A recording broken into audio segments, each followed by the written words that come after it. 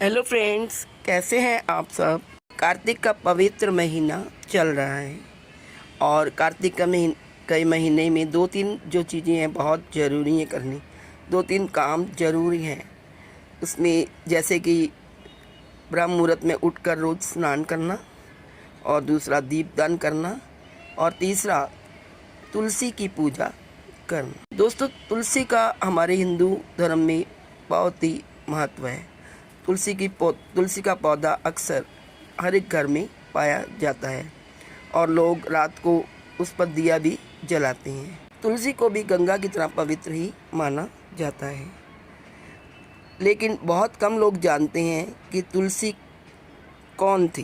क्या तुलसी एक राक्षसी थी? तुलसी कौन थी? आज मैं इसके बारे में आपसे इस वीडियो में बात करूंगी। तुलसी का पौधा पिछले जन्म में कौन था, आइए जानते हैं। तुलसी पूर्व जन्म में एक लड़की थी जिसका नाम वृंदा था। राक्षस कुल में उसका जन्म हुआ था। बचपन से ही भगवान विष्णु की भक्त थी। बड़े ही प्रेम से भगवान की सेवा पूजा किया करती थी। जब वे बड़ी हुई तो उनका विवाह राक्षस कुल में दानवराज जलंधर से हो गया। जलंधर समुद्र से उत्पन्न हुआ था। वृंदा बड़ी ही पतिव्रता स्त्री थी, सदा अपने पति की सेवा किया करती थी। एक बार देवताओं और दानवों में युद्ध हुआ। जब जलंधर युद्ध पर जाने लगे तो वृंदा ने कहा, स्वामी, आप युद्ध पर जा रहे हैं।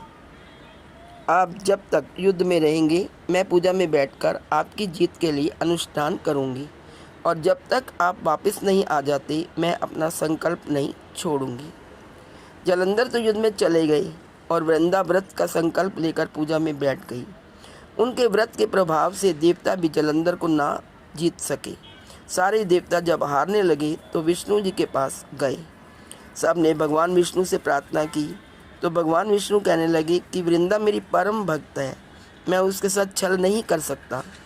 फिर देवता बोले, भगवान, दूसरा कोई उपाय भी तो नहीं है, अब आप ही हमारी मदद कर सकते हैं।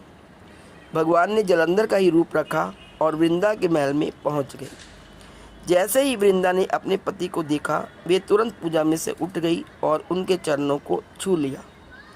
जैसे ही उनका संकल्प टूटा, युद्ध में देवताओं ने जलंधर को मार दिया और उसका सिर काटकर अलग कर दिया। उनका सिर वृंदा के महल में गिरा। जब वृंदा ने देखा कि मेरे पति का सिर तो कटा पड़ा है, तो फिर ये मेरे सामने जो खड़े हैं वो कौन है? उन्होंने पूछा, आप कौन हो जिसका स्पर्श मैंने किया? तब भगवान अपने रूप में आ गए, पर वे कुछ न बोल सके। वृंदा सारी बात समझ गई। उन्होंने भगवान को श्राप दे दिया कि आप पत्थर के हो जाओ, और भगवान तुरंत पत्थर के हो गए। सभी देवता हाहाकार करने लगी। लक्ष्मी जी रोने लगी और प्रार्थना करने लगी। तब वृंदा जी ने भगवान को वापस वैसा ही कर दिया और अपने पति का सिर लेकर वे सती हो गई। उनकी राख से एक पौधा निकला।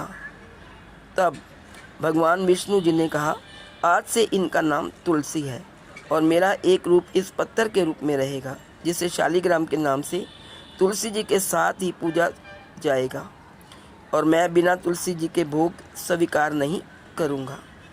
तभी से तुलसी जी की पूजा सभी करने लगी और तुलसी जी का विवाह शालिग्राम जी के साथ कार्तिक मास में किया जाता है। देव उठावनी एकादशी के दिन इसे तुलसी विवाह के रूप में मनाया जाता है। आप सबको पता है जैसे कि कार्तिक मास में देव उठनी एकादशी आती है और उस दिन से शुभ काम होने शुरू हो जाते हैं और विष्णु भगवान भी उस दिन उठ जाते हैं। तो उस दिन तुलसी का भी शालिग्राम के साथ विवाह हो जाता है। तो दोस्तों, आज इस वीडियो में इतना ही। यदि वीडियो अच्छी लगे तो please like, share and subscribe. Thank you so much.